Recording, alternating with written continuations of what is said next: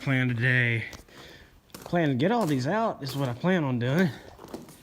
Then this guy just needs I think I might have killed the battery. Considering, if you've all remembered, it's dead. Yeah, it's dead in the doorknob. So I may have killed. Oh boy. I came in here to start the 1850 for a reason. I knew it needed to fill the tire up. That's pretty bad. Hopefully I don't tear that rim up. I'm sure the fluids need to be topped off. Let me check the fuel here. Okay, good thing is that's got plenty of fuel in there. Could use a little bit to be added, but so far he's okay. What about this thing? Same goes for that.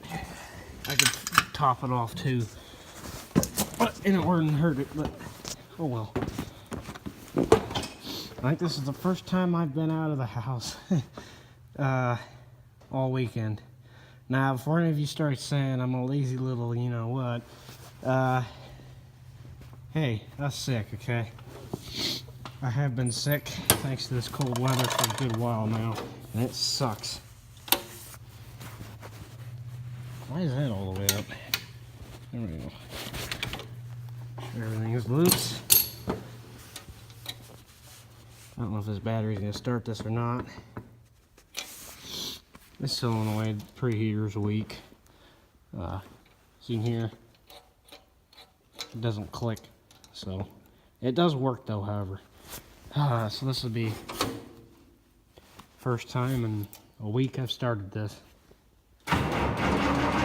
Oh, still spins. Oh,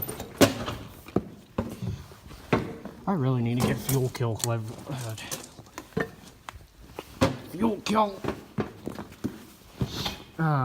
cable for this thing. It'll go.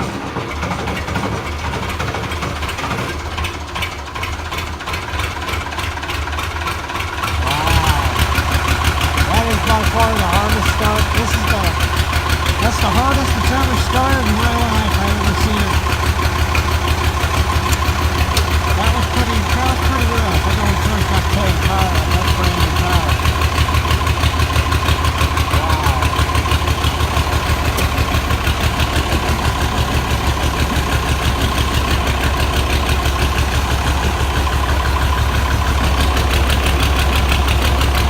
That's gonna leave it in there. Yep.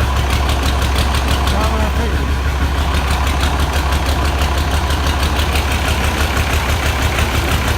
Might you get that? Right, that's all right.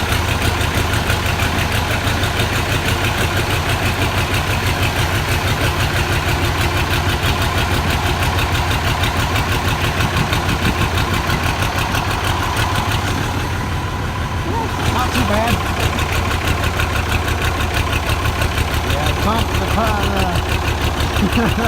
Hydraulic fluid stiff.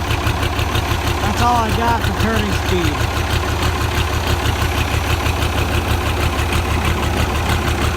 Really happy. I got a miss.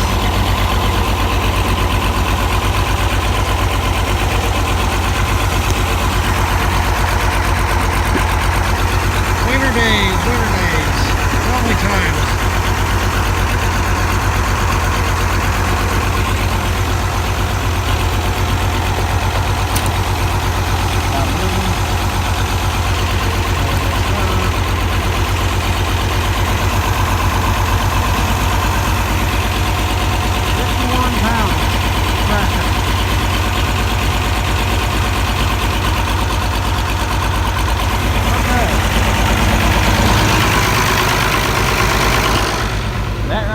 Be ice.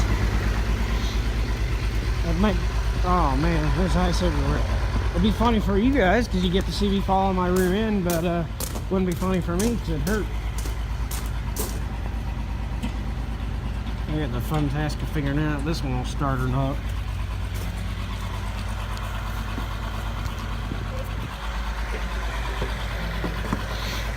It should. These gassers are a lot easier to start than a diesel sometimes. So,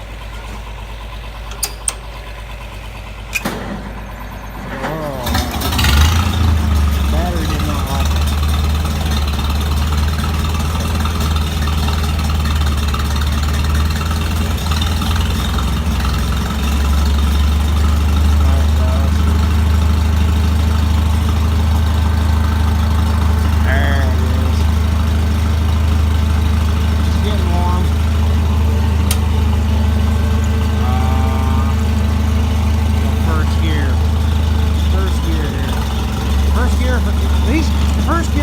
Always quicker than on the 50 series or the 4 digits, quite frankly.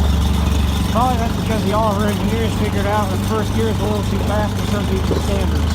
And I can agree with that. Now all that's just all heat from the engine. So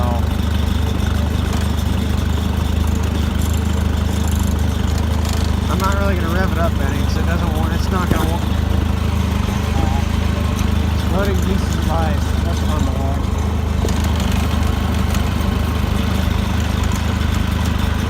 It's cold.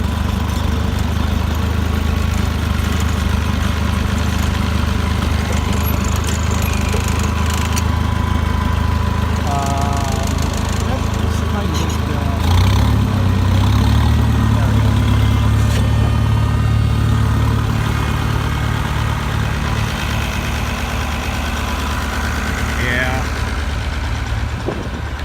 that one's due for a rebuild.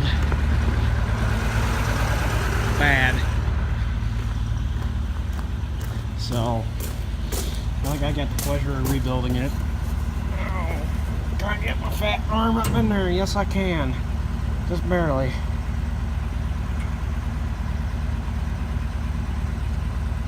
I kind of call this cold starting the shed part too. Yeah, I can't remember his name, but some guy in the comment section, somebody was yelling at me for running these, and I'm gonna tell you right now, what you saw on the camera was about as hard as they ever went. I never went any harder than that. For one, and for two, these things should take much more abuse in the field than what we gave them then. The only real danger we had was if we caught a piece of ice going sideways and flipped them. But it's on pretty level ground and the ice was pretty slick, so well, actually the snow was pretty slick, that's what I mean. So, I can't remember. This, we built a carburetor on this a year ago, and I can't ever remember what I need to start it at, because I'm trying it with no choke for now. Nope, needs choke.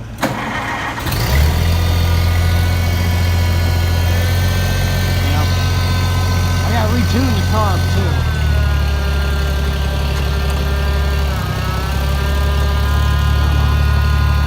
One thing I always have been particularly unhappy about with a bigger tractor like this is the fact that the transmissions aren't that much easier to shift on it.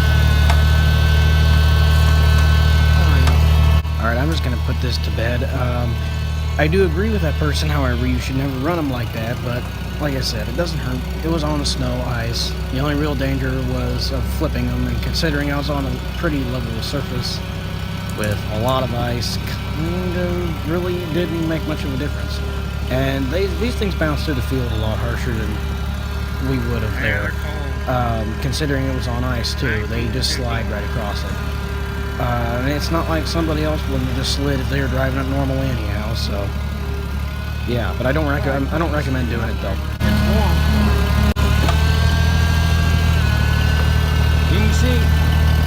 You can see right there on the hood, the black spots, that's all unburnt gas. Something along those lines, I think. I can't remember. But it's covering the bottom of that muffler there. It's got all the hood. Really, all you gotta do is take a watch this. Oh, sorry, that's soot. That's what I was trying to say. That all wipes off. I put some gas in this thing.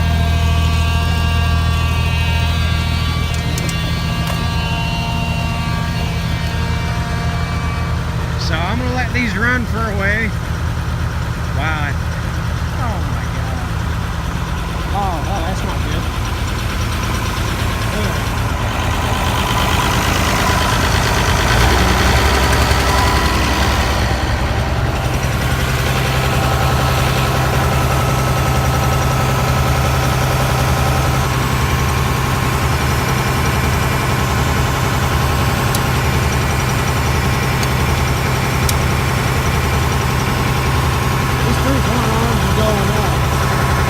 I'll have to get them. Give me a bit of news is, for some reason those 3-point arms go up whenever there's no down pressure on them. And about 1100 RPM or more, the pump starts to actually create enough pressure to move the 3-point arms. And that's what makes them lift on their own. You can set them, you can set the 3-point control at whatever you want to, and they will still float up. So I think that's just a lack of pressure and lack of weight on the arms. They do work, however, just not correctly. So I think that'll do it for this video, because nothing else really starts. And they all need an exercise, so yeah. Catch y'all in the next one.